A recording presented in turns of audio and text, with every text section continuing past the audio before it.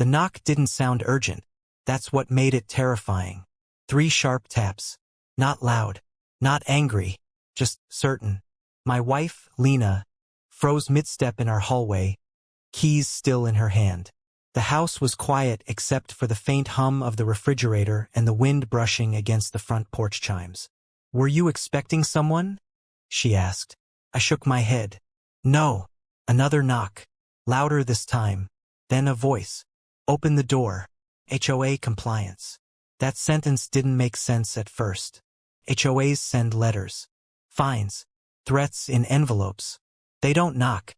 Lena's fingers tightened around her keys. HOA? Compliance? I walked toward the door, already annoyed. We'd been living in this neighborhood for 6 months, and while the HOA president, Karen Whitfield, had made her presence known, nothing had escalated past passive-aggressive emails and handwritten warnings taped to mailboxes. Until now. I cracked the door open. Karen stood there in a pressed blazer, pearl necklace, and a smile that didn't reach her eyes. 2 uniformed private security guards flanked her, hands resting near their belts like props in a bad play. "Good afternoon," she said, overly cheerful. "We need to conduct a search." I laughed once, short and sharp. "A search of what?" Karen tilted her head, as if I just asked something unreasonable. "Your property." Specifically. Her eyes flicked to Lena behind me. "Your wife." The air changed instantly. Lena stepped forward. "Excuse me?" Karen's smile widened. "We've received multiple reports that you're in possession of restricted materials. HOA bylaws require." "Stop," I said. "You don't get to say that sentence." Karen's voice hardened. "Sir, this is a lawful HOA search. Refusal will result in immediate penalties and possible arrest." That word landed wrong. Arrest. I felt my jaw tighten. "You don't have a warrant." Karen lifted a folder. "We don't need one." Behind her, one of the guards shifted his stance. Too eager. Too close. Lena's voice was calm, but I could hear the tension underneath. "What exactly do you think I have?" Karen finally dropped the smile. "Prescription medication not registered with the HOA medical disclosure form," she said. "Unapproved electronics. And possibly evidence of fraud." Fraud. The accusation was absurd. Lena worked in healthcare compliance, ironically enough. She was meticulous, careful, by the book. Karen was fishing. I stepped fully outside now, closing the door behind me. "You are not stepping foot in my house. And you are not touching my wife." Karen crossed her arms. "Then you leave me no choice." She turned slightly and nodded at the guards. That's when one of them said it. "Ma'am, please place your hands where we can see them." Lena inhaled sharply behind me. I turned back toward the door. "Lena, stay inside." But Karen took one step forward. "No. She comes with us." The moment cracked something in me.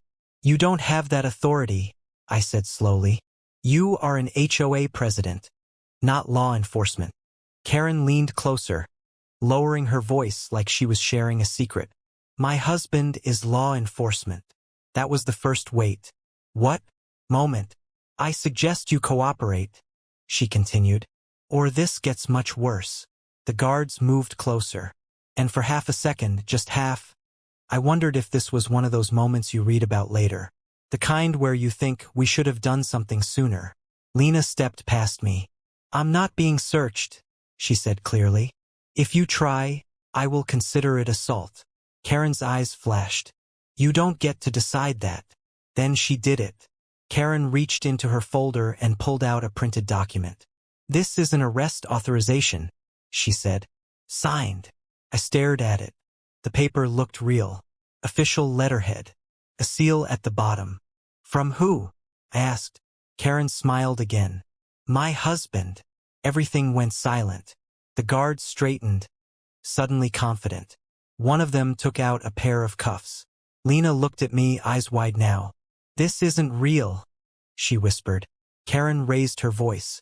"Lena Carter, you are being detained pending a compliance search and further investigation." The word detained echoed in my head. I felt heat rise up my neck. "You are making a mistake." Karen shrugged. People like you always say that. The guard stepped forward and grabbed Lena's arm. That's when I snapped. I shoved him back. Not hard, but enough to break contact. Don't touch her. Karen gasped theatrically. Assault. You see? This is exactly why we need to proceed. She turned to the guards. Arrest him too if necessary. The situation was spiraling fast. Neighbors had started to gather at the ends of their driveways. Phones out, whispering. Karen thrived on that. Public humiliation was her oxygen. Lena's voice shook. You're humiliating us. Karen leaned in close to her face. You should have thought of that before breaking the rules. What rules? I demanded. Karen straightened. All of them. The guard reached for Lena again. And that's when I noticed something. The document Karen was holding, the arrest authorization, had a case number printed in the corner. Not an HOA reference number. A criminal docket number. I'd seen enough paperwork in my life to know the difference. I took a step closer. Let me see that. Karen pulled it back. You're not authorized. Funny, I said, because this looks like a court order. Karen's confidence wavered just a fraction. It's a provisional authorization, she snapped. I locked eyes with her. From what court? She hesitated. That was all I needed. I turned to the guards. You touch my wife again, and you'll be personally liable. That document isn't valid. The guards looked at each other. Karen raised her voice, panicked now. Ignore him. My husband. Your husband doesn't get to issue arrests from his kitchen table, I said. Her face went red. Enough, she hissed. Take her. Lena's breathing quickened. Please. And then it happened. A voice cut through the chaos. Stand down. Everyone froze. A black SUV had pulled up silently at the curb. The driver's door opened. A man stepped out, mid-40s, calm, wearing plain clothes. He held up a badge. Everyone step away from the homeowner, he said. Karen's eyes lit up with relief. Oh, thank God, she said. That's my husband. The man looked at her, then at the guards, then at the paper in her hand. His jaw tightened. Karen, he said slowly. What did you do? The relief drained from her face. What do you mean? She asked. He took the document from her hand. And read it. His expression hardened into something cold and dangerous. This arrest order, he said quietly, was never authorized. The guards stepped back instantly. Karen laughed nervously. Of course it was. You signed it. No, he said. I didn't. Silence. The man turned to Lena. Ma'am, I'm sorry. You're not under arrest. Then he turned back to Karen and said the words that changed everything. Karen Whitfield, you just committed a felony. Her mouth opened. Nothing came out. He pulled out his phone. And the arrest order? He continued. It comes from me now. Karen didn't scream. She didn't cry. She did something worse. She laughed. A short, brittle sound, like glass cracking under pressure. Oh, don't be dramatic, she said, waving her hand. This is clearly a misunderstanding. Her husband, Detective Mark Whitfield, didn't laugh back. He stepped away from her. Not far. Just enough. That distance said everything. Karen, he said again, slower now. You impersonated law enforcement. You ordered an illegal detention. You used my name. She crossed her arms. I'm the HOA president. We have authority. No, he said flatly. You don't. The neighbors had gone quiet. Phones were still raised, but whispers stopped. Everyone could feel it now, that invisible moment where control leaves the room. Karen sensed it too. She turned to the guards. Why are you just standing there? Do something. Neither moved. One of them cleared his throat. Ma'am, we were told this was authorized. Mark looked at them. By who? They both looked at Karen. Mark exhaled through his nose and rubbed his forehead. That wasn't anger. That was a man realizing his life was about to implode in public. He turned to me. Sir, did she or anyone acting on her behalf touch your wife? I glanced at Lena. Her arm was red where the guard had grabbed her. Yes, I said.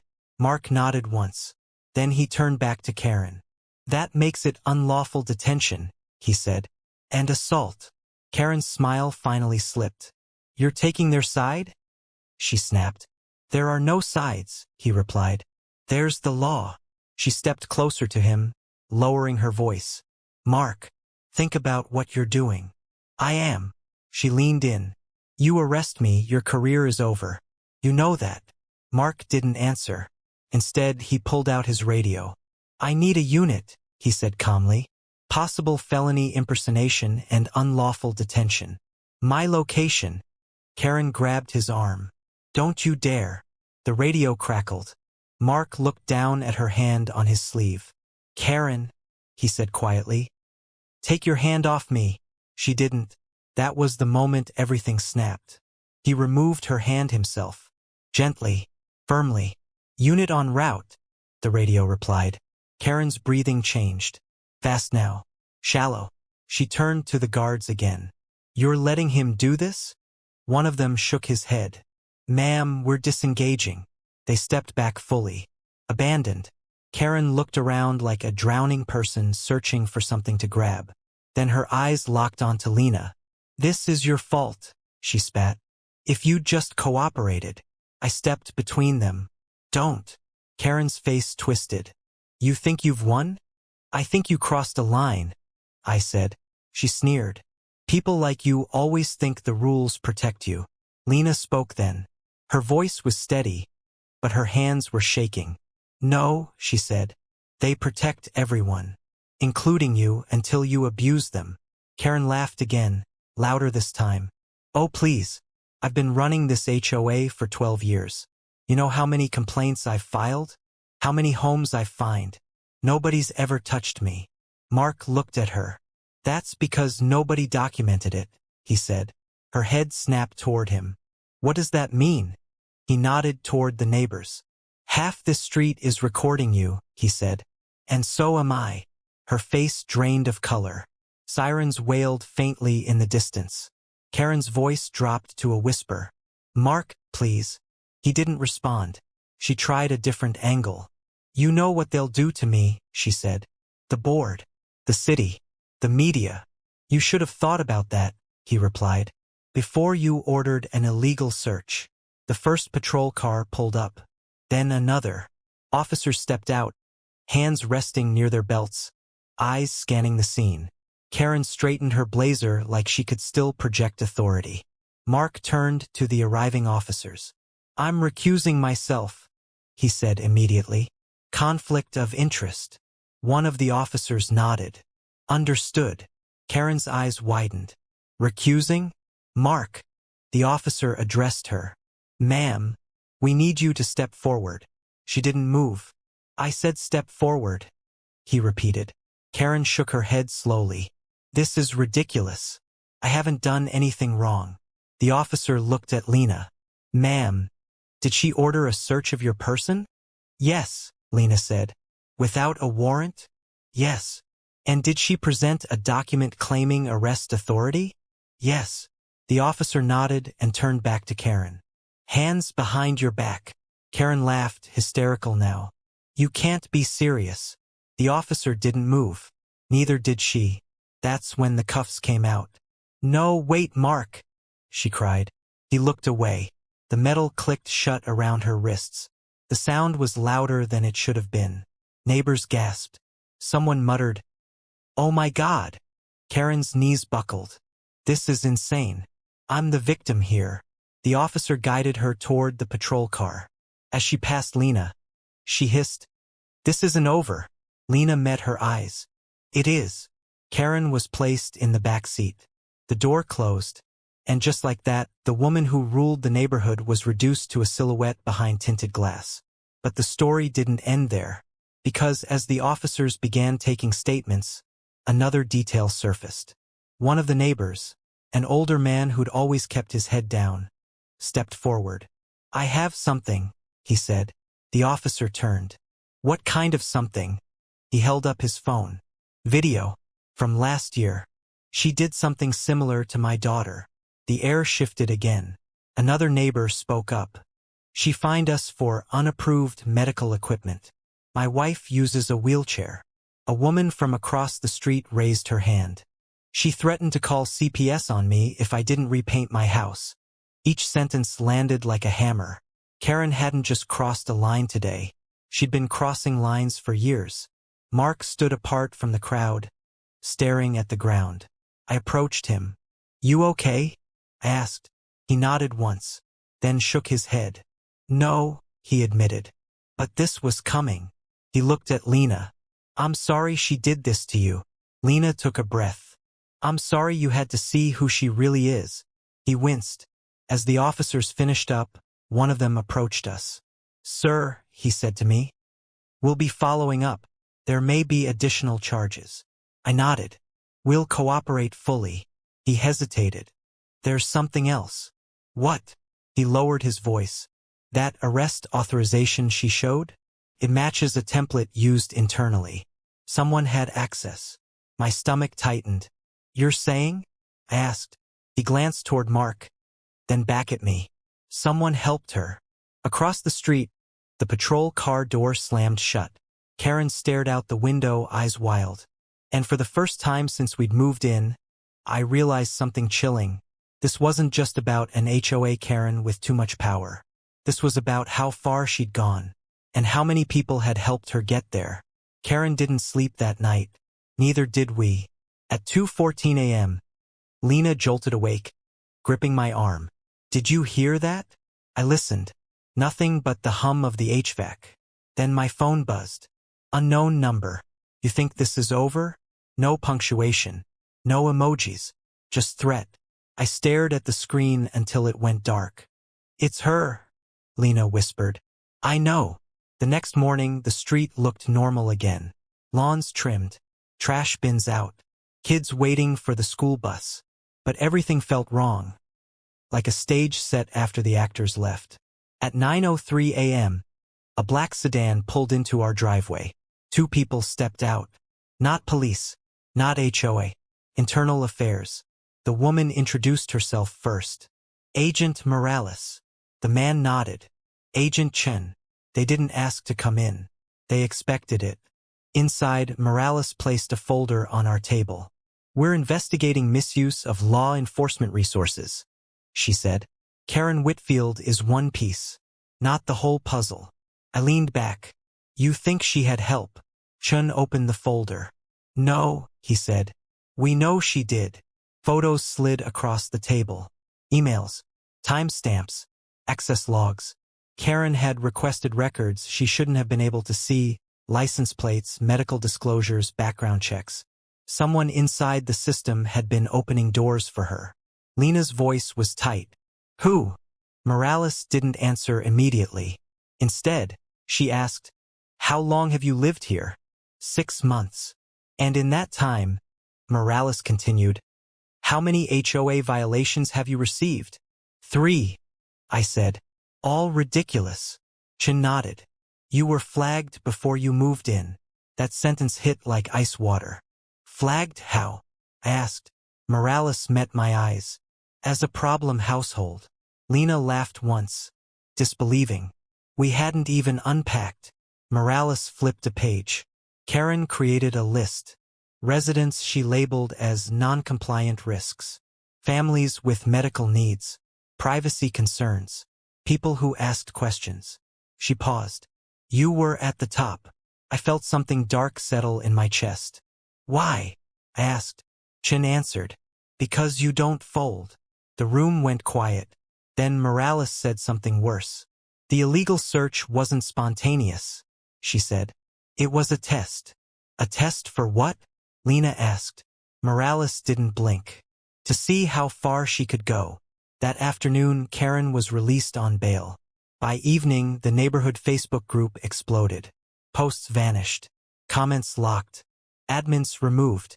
Someone was scrubbing history. At 7:46 p.m., my doorbell rang. I checked the camera.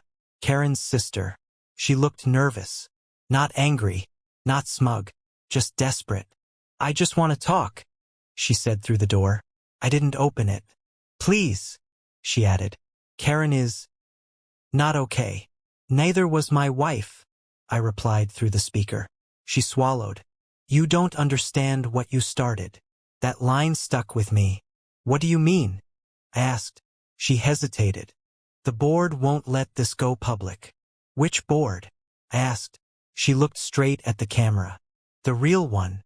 2 days later, the retaliation began. Our water pressure dropped to a trickle. Then the internet. Then the power flickered, off for 30 seconds, back on, off again. Utility companies blamed system maintenance. But Morales didn't buy it. She called me at midnight.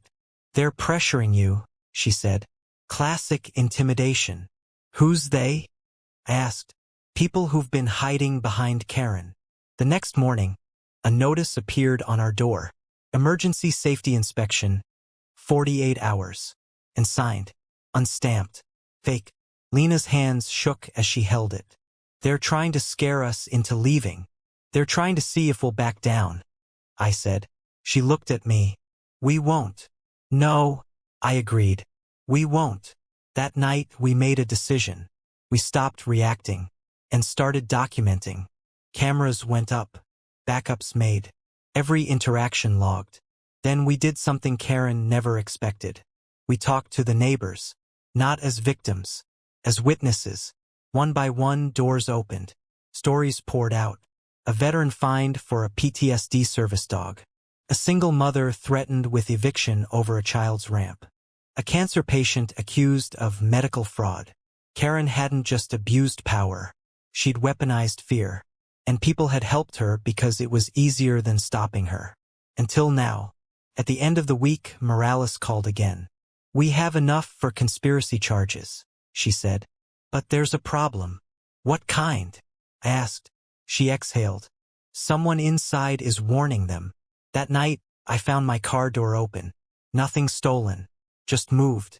The seat adjusted. The mirror tilted. A message without words. Lena whispered. They want us to know they can reach us. I nodded. And now they know, I said. We're not scared. But I was wrong. Because fear isn't what came next. It was rage. Sunday morning, the HOA board called an emergency meeting. Closed door. Invitation only. Our names weren't on the list. That's when the email arrived. From Karen. Subject, one last chance. Drop the complaint. The charges disappear. You keep your home. I stared at the screen. Then I forwarded it. To Morales. To the district attorney. 10 minutes later, my phone rang. Morales's voice was sharp. Do not reply. I wasn't planning to. Good, she said. Because that email just buried her. Across the street, curtains moved. People were watching again. But this time not out of fear. Out of anticipation. Because everyone could feel it now. Karen wasn't in control anymore. She was cornered. And cornered people do reckless things.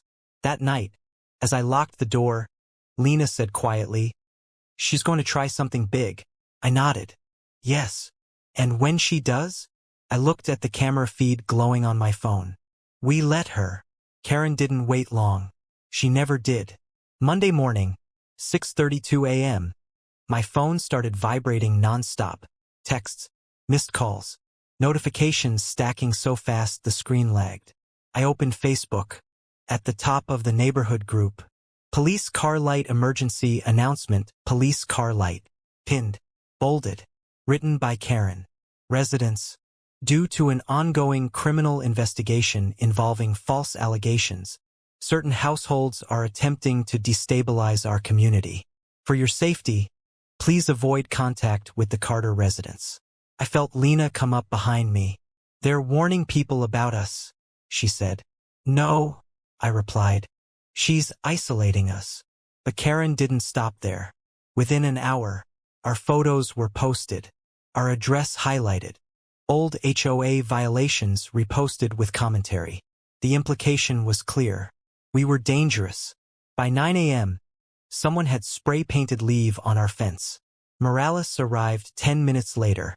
She stood silently, looking at the fence.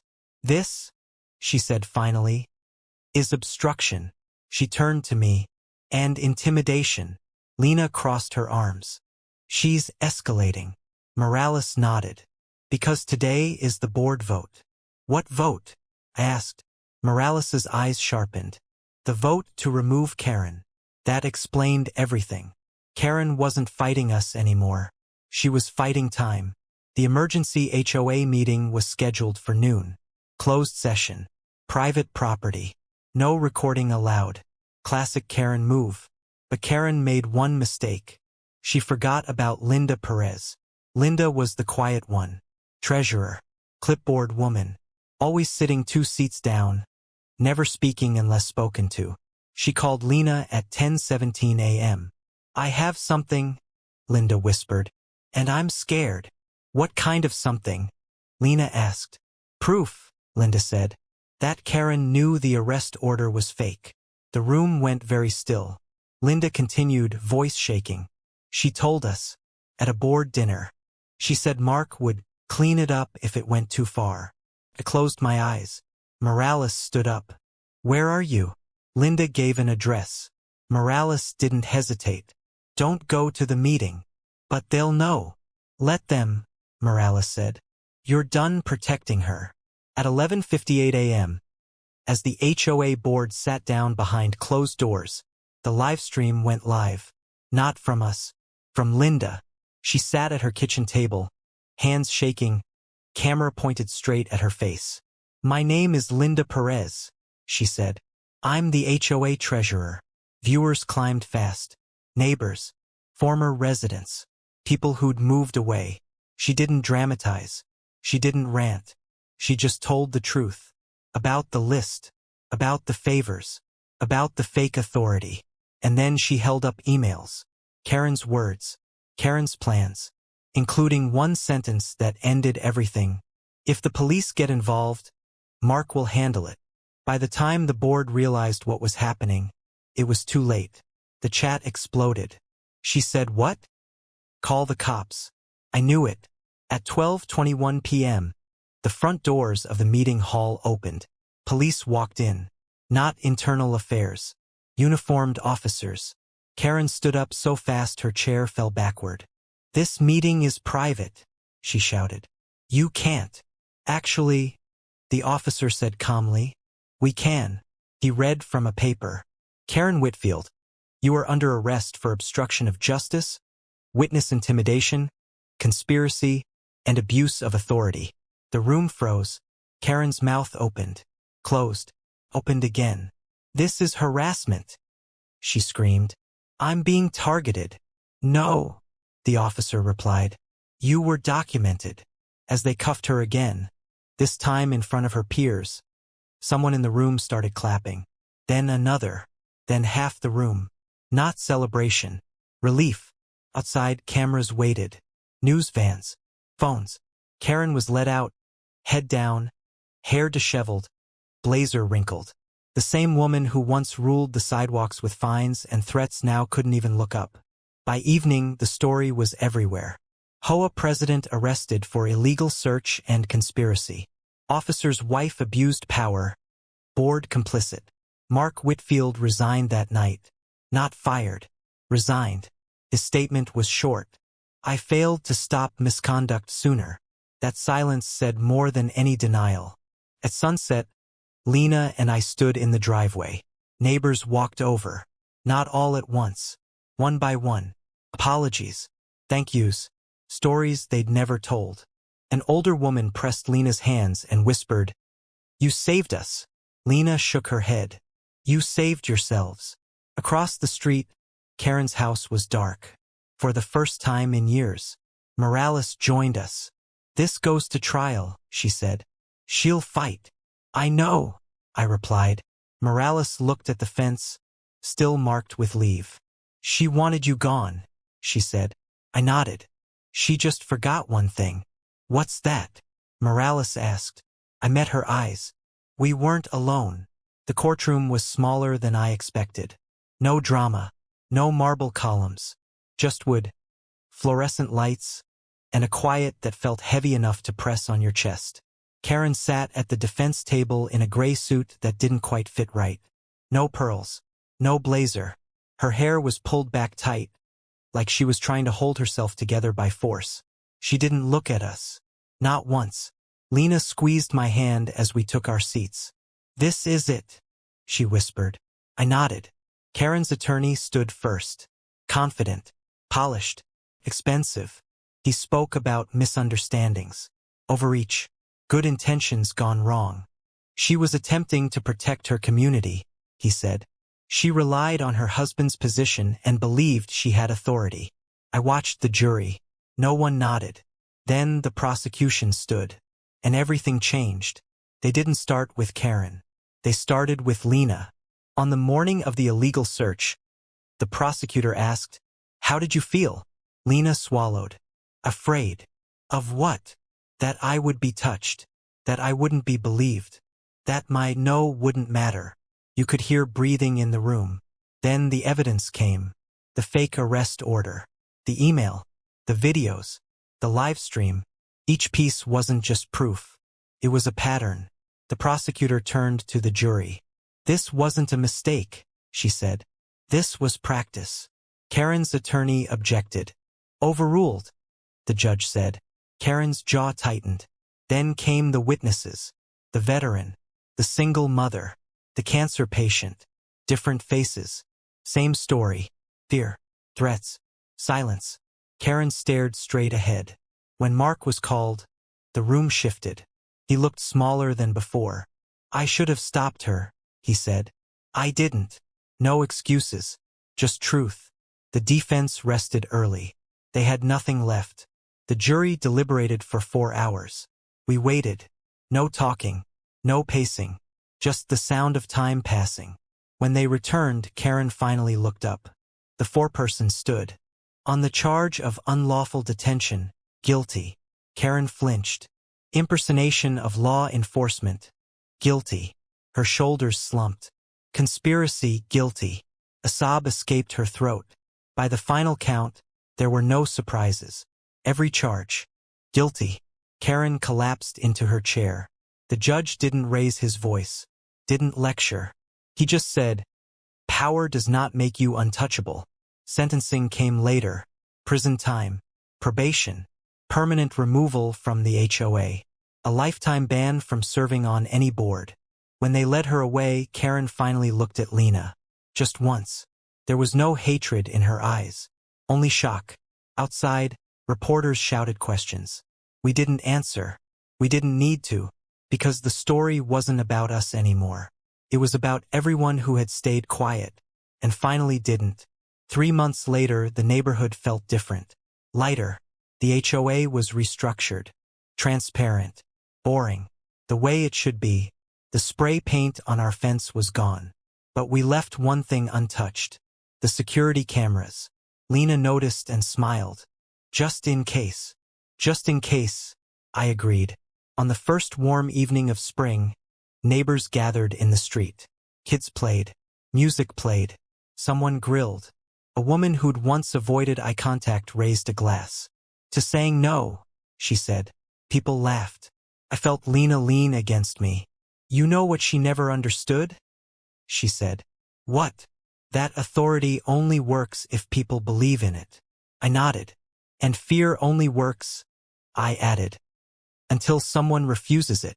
The sun dipped low, and for the first time since we moved in, the house felt like home. Final line, payoff. Karen thought power came from rules. She never realized it came from people. And once they stopped believing in her, everything she built collapsed. If you've ever been bullied by someone hiding behind authority, remember this: the moment you document, speak, and refuse to stay silent, their power starts to die.